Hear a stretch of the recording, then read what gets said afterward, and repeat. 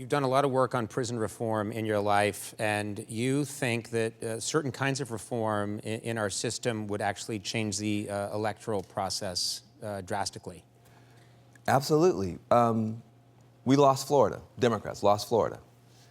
If African-American men had not been disqualified from voting by disproportionate arrests for drugs, disproportionate conviction for drugs, we'd have won Florida in a landslide.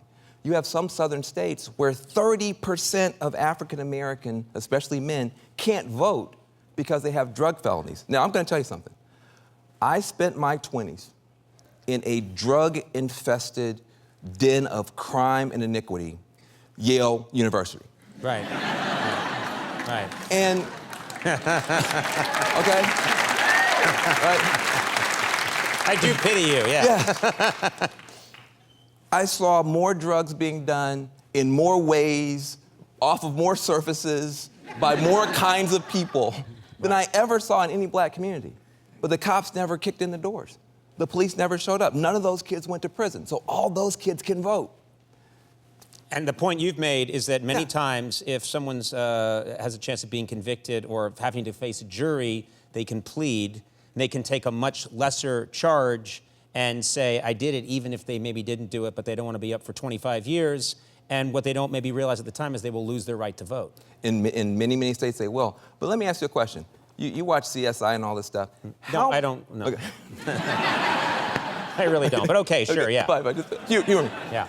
What percentage of people do you think in jail right now went to trial? I have no idea. I'm Half? sure it's. I would say maybe it's what, 40%? Yeah. 40%? Yeah. 3%. Yeah. 97% of people are too poor to afford a lawyer, and a prosecutor comes in and says, we're going to give you 100 years or we'll give you 2, but you got to plead. And everybody pleads. Right. And so here's the thing. If you care about the environment, you have to care about incarceration, because African Americans are disproportionately incarcerated, disproportionately stripped of our right to vote, and then therefore can't show up at the polls to vote for Democrats.